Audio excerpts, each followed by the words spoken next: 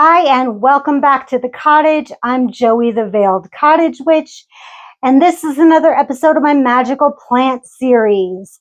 Now, before we get too much further in, I did want to let you know that this will be one of the last 5 episodes of my magical plant series. And I've just absolutely adored hosting this series. And I have learned so much. And I hope that you guys have learned so much. I've been, pulling out these facts of lore to my wife every time we have a conversation about any kind of plant. I'm like, hey, did you know this? And hey, did you know that? And it's been an adventure. So if you can see behind me, here's sunflower. And this one's thyme. So we've done that one. And then I have vervain, white willow bark, wormwood, and yarrow. And that's it. That is it, y'all. And to be quite honest, I am so ready for a break. I've loved this series, don't get me wrong. But man, am I ready for a break. This has been a project 2 years in the making. I started it outside around the garden. And then I came in and I said, oh, well, maybe I should do the inside. And man, was I in for a treat with that. And that has taken 1.5 years. So while I'm going to miss it, I am not going to miss the break that I get because it has been a lot of research, a lot of work doing this series. But I have a whole playlist. You guys can go back. The first one was rosemary. Don't ask me how I remember that. Yeah, you guys can go check out my outside ones. There's a lot of products and stuff I talk about that I don't carry anymore. Forgive me. But they just didn't do very good. So now they're off my shop. But let me know because I may still have those recipes. So I can do custom orders. So just because they're not on my shop does not mean I can't sell them. Does not mean I can't make them. So hit me up if you're like, hey, you were talking about that Hecate oil. Hit me up. I may be able to do that because I've got the recipes in my old-fashioned recipe box. And there's a lot of recipes in here. Yeah, I don't put them on the computer. They're hard copies. I'm that old. So before further ado, let's talk about sunflower. So sunflower is Helianthus annuus, and the folk names are Kansas sunflower, golden flower of Peru, coneflower, and marigold of Peru.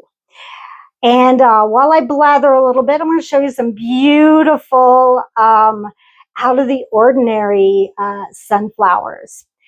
So sunflowers have always fascinated me because when they can't get, when a field of sunflowers are next to each other and they can't get solar light, let's just say that it's raining or it's a dismal day, they turn toward each other to get light.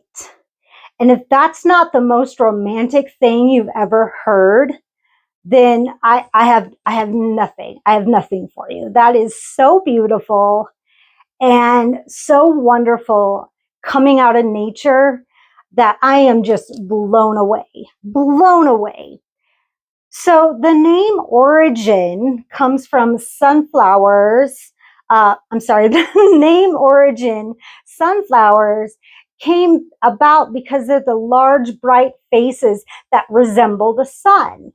And young flowers exhibit heliotropism, turning to follow the sun's path across the sky from east to west. You'll see them if you do a time lapse. They'll just follow the sun. And the name comes from the Greek words helios, which means sun, and anthos, which means flower, which is reflected in their scientific genus name, Helianthus. So if you're all ready to follow the sun and follow the journey with me as we go through the folklore, we have a beautiful story. Of course, it's romantic. Why wouldn't it be romantic? We're talking about sunflowers here. And to talk about the magical and medicinal properties of this beautiful plant, beautiful flower. Stick around. You might just learn something new.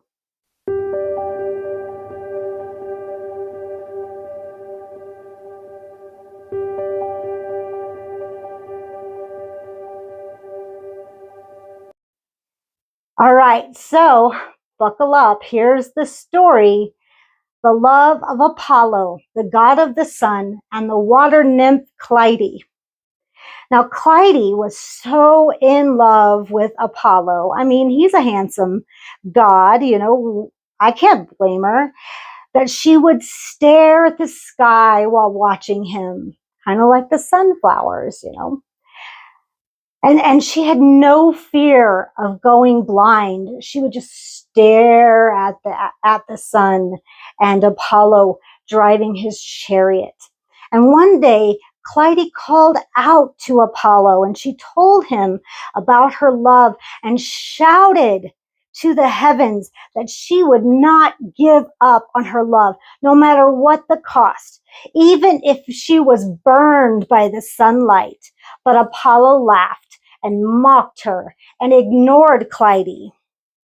And out of sadness, Clytie wandered around mountains and hills, waiting for Apollo to show his face in the sky, and became embittered by life. She didn't eat or drink for days. She was fed with tears and dew grains. She weakened and eventually became exhausted. Now, when she looks at the sun, she gets dizzy and her eyes darken from the scorching rays of the sun. And one day, Clytie passed away from this world, but this pain of love never passed away. Apollo was very sad when he saw Clytie's dead body. He begged Zeus and asked for Clytie to come back to life. Zeus also could not bear Apollo's pain. By fulfilling this wish, he turned Clytie into a flower as tall as her and with blonde hair like her. And Clytie's legs suddenly began to sink deep into the ground. Her legs and body have become thinner and have a greenish color. Her beautiful face to a flower. Her golden hair turned into petals. And now Clytie has turned into a sunflower. Since that day, sunflowers follow the sun from morning to evening. And when the sun sets, they bow their necks sadly and wait for the sun to rise, just to see their loved ones again. I'm going to cry. That's so beautiful. I mean, can you imagine loving someone so much that you don't care if your eyes burned out? Come on. That's devotion, Ask yourself if you love someone enough to let your eyes burn out. That is true love. All right, before I get all weepy, according to the language of flowers, sunflowers represented, you guessed it, adoration, loyalty, and longevity. That makes perfect sense according to the story, right? They were seen as a direct embodiment of the sun, conveying warmth, happiness, and appreciation for life's positive aspects. Now, sunflowers have inspired writers throughout history. They appear as metaphors for hope, vitality, and beauty. Now, in literature, sunflowers often symbolize personal growth, inner strength, and finding light even in dark times. And poets like William Blake and Mary Oliver have used sunflowers to convey beauty and growth and the cyclical nature of existence. Native American tribes valued sunflowers for practical and symbolic reasons. They cultivated sunflowers for their seeds, which are a vital food source, and used the plant's oil for cooking and skin applications. Sunflowers also played a role in ceremonies and dyeing processes. Symbolically, they represented the sun deity, Father Sun, embodying energy, fertility, and the cycle of life. Now, if you were pagan or Wiccan, you follow the wheel of the year, which means you are following the sun.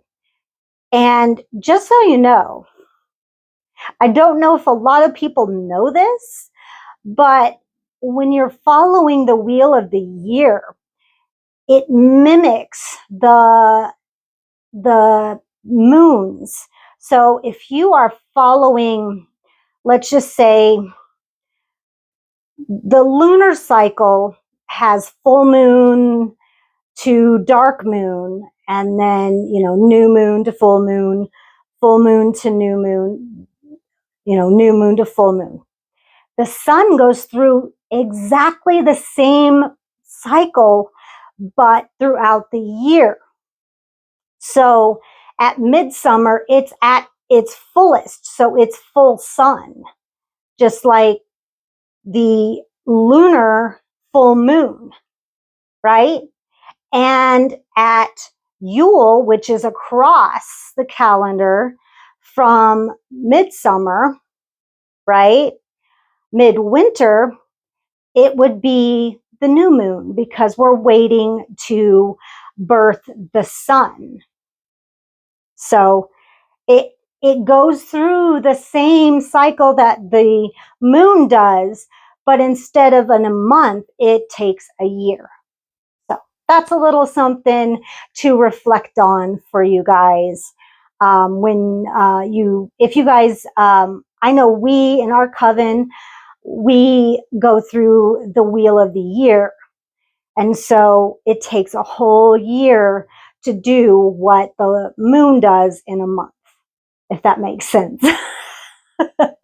So it's kind of cool to follow that, when you go through the equinoxes, you're talking about half moons. So kind of cool. All right, medicinal uses. I'm going to grab these. I had a big one and now it's little one because we used to have tons of sunflowers and these are all that's left. Sad day. We will have more. But these are all that's left of the ones that we grew ourselves, which means I may have to buy new ones. But I'm saving these for midsummer. I know it's only New Year's Eve. It's New Year's Eve, but I'm saving these as long as I can for my midsummer incense because I've got to have sunflowers for midsummer. So let's break it up between traditional folk uses and then modern uses. So traditionally, leaf teas act as diaphoretic, so with that produces sweat, and expectorants for coughs and fevers, and flower infusions were used for malaria. Thank God we don't get that anymore. Crushed leaves are applied as poultices for bites, sores, and skin infections. The stem juice for wounds, and the leaves are used in teas or smoked to clear bronchial congestions. Now, seed decoctions, and remember, decoction is like a tea, but you steep it for like an hour or so. It's a very strong infusion. They soothe aches while the root washes treat rheumatic pain. Now, the seeds and the oils can be used to aid digestion and liver detox. So modern and nutritional benefits, they are rich in antioxidants. They're high in vitamin C. The seeds are fighting inflammation and protecting cells. The sunflower oil and seeds provide healthy fats, potentially lowering cholesterol and blood pressure. The seeds offer magnesium, B vitamins, and fiber, supporting sleep, muscle relaxation, and overall wellness. The extracts, so if you're going to extract it, like in an alcohol like vodka, it contains lecithin for brain health and cyanurine for blood sugar control. So it can be used in 4 different ways. The teas or decoctions, you use the leaves, the flowers, or the seeds. If you want to make an infusion, which is a tea, or a decoction, which is a long infusion. Poultices, you can use the crushed leaves to the skin. Oils, you can use it in cooking, beauty products, or added to remedies. And the seeds can be eaten directly or ground for various preparations. I want to make some sunflower seed oil. I think it would be very, very good for all kinds of things. All right, on to why you're here. Magical properties. The element is fire, obviously. The energy is projective. The planet is the sun, and the day of the week it is most potent is Sunday. So you can plant sunflowers in the garden to bring joy and draw pollinators. Add its petals to potpourri mixtures to increase energy, and use them in solar rituals like midsummer. Add dried flower petals to formulas for fertility and confidence. Add them to flower teas to inspire happiness. And sunflowers contain uplifting energy to comfort the sick and inspire friendships. How cool is that? You can cut flowers and add them to a vase for bright, joyous energy that will brighten the room. And you can fill a vase with sunflowers to add cheer to a sick room. Give a potted sunflower to someone to inspire friendship. Eat sunflower seeds one at a time while you meditate on something you wish to manifest to give it power. Use petals for rituals to bring light and cheer, or in baths to soak up solar energy. And sprinkle the seeds for abundance, or use them in spell jars. Tuck petals under a pillow for truth, or use seeds to get yes or no answers by throwing them over your shoulder. I don't know how that would work, but you could make something up. You guys don't realize how much you could just make up, and if you believe it, I'm just saying. If you say, I decided that if I throw these over my shoulder, if they land seed open, then that's yes. If they land seed down, it's a no. Look around, find out. Yeah. All right, personal uses. I always use sunflower petals in my midsummer insets. And I always add it to my success spells because it's got that solar energy, baby. It's going to bring the power of the relentless sun. We can depend on the sun. It comes up every day. It goes down every night. It's dependable. So you could also use it for spells for dependability, right? There you go. So that was sunflower. Leave your questions about sunflowers down in the comments. Please give this video a like, subscribe if you'd like to see more. We've only got 4 more episodes. So yeah. Hit that bell for notifications so you don't miss the next one. The next one will be vervain. I love talking about vervain. Yeah. So, if you'd like to visit my online store, please do so at theveiledcottagewitch.com. You can shop my herbal remedies plus my ritual and spell aids. Just remember at checkout to punch in the code word, all caps veiled, to get your free shipping. And shipping is going to go up as well as my prices, just because I'm not breaking even, guys, and it's hurting.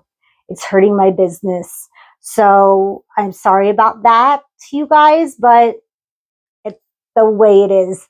I'm so sorry. So make sure that you guys punch in that code word to save some money. Yeah? All right. And if you want to leave me a little tip, or a little attaboy, or whatever you call it, you can do so down in the description box. There's 3 different ways. I sure would appreciate that, but it is not necessary. Just live your best life and live for yourself. And I'll see you guys on the next one. Bye.